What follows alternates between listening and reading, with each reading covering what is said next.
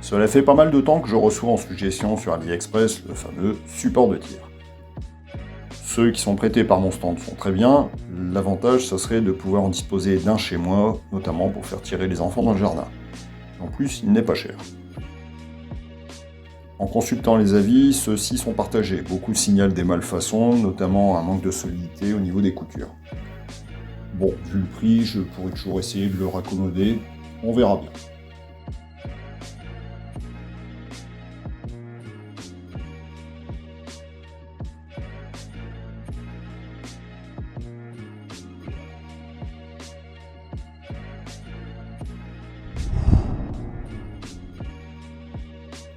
Le colis est arrivé rapidement, sous une dizaine de jours, comme d'habitude avec AliExpress. L'emballage est hermétique, pas de souci à ce niveau-là.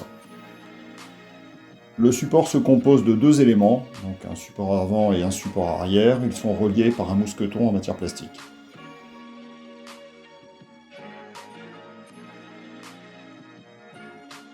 La matière du support est en toile PVC enduite.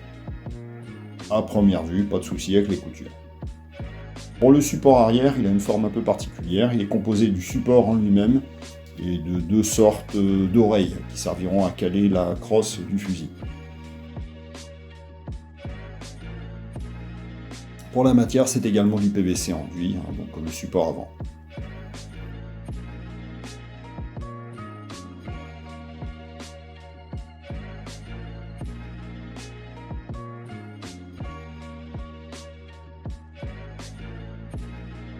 Le support avant fait 21 cm de haut, 23 cm de large et 13 cm de profondeur. Une sangle en nylon cousu en fait le tour pour garder la forme rectangulaire. Ça évitera d'avoir une boule informe une fois remplie. La partie supérieure ressemble à du velours.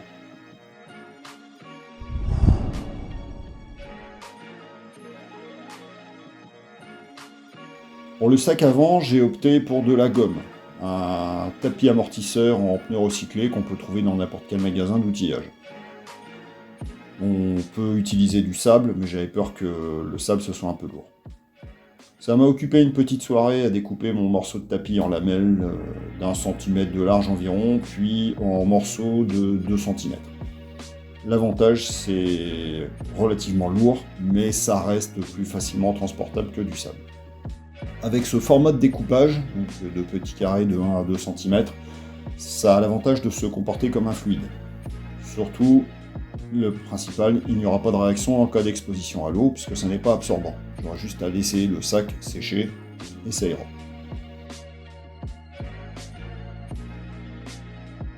Le remplissage se fait par une sorte de gorge située sur le dessous. Elle est fermée par un rabat grâce à une bande velcro. On replie et on rabat sous une sangle.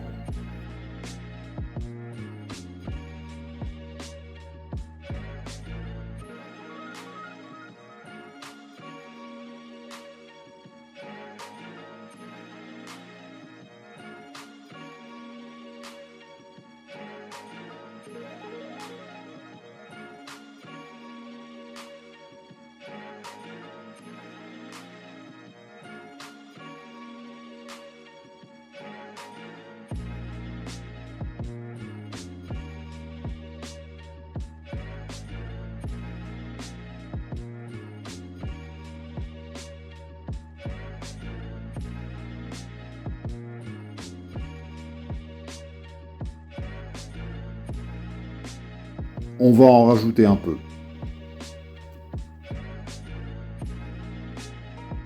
Pour le sac arrière, petit souci, vous aviez remarqué le petit trou qui sépare la poche principale des petites oreilles sur les côtés.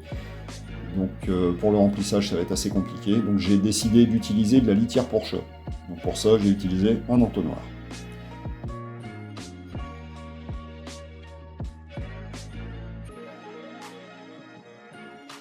Le remplissage à l'entonnoir, ça a été un peu long.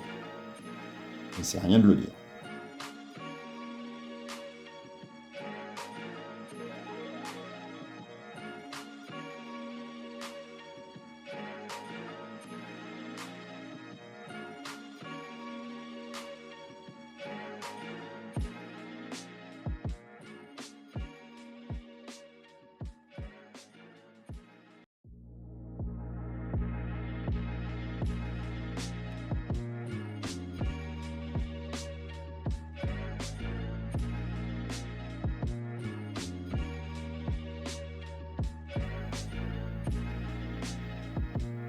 Reste plus qu'à tester ça dans le jardin. Je tiens à préciser, il s'agit d'une carabine à air comprimé qui tire des diabolos en 4,5 mm. Point de visée, correct. Valentin, on vise de l'œil droit. Voilà.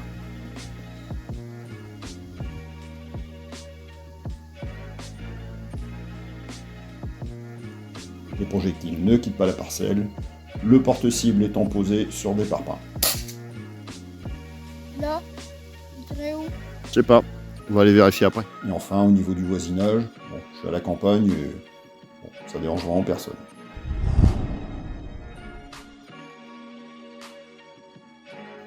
Utilisation cette fois-ci en conditions réelles au stand de tir, donc avec un Mosin Nagant. Pour tirer à 100 mètres, j'ai dû utiliser le support dans l'autre sens. Ça m'a permis de rehausser mon arme de quelques centimètres.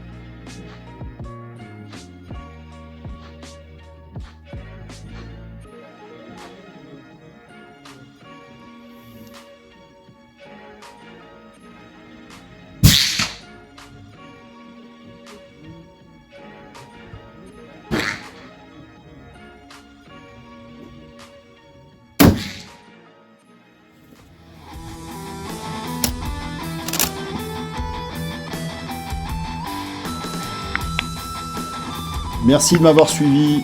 N'hésitez pas à liker, partager, commenter, ça fait vivre la chaîne. Et abonnez-vous. À bientôt.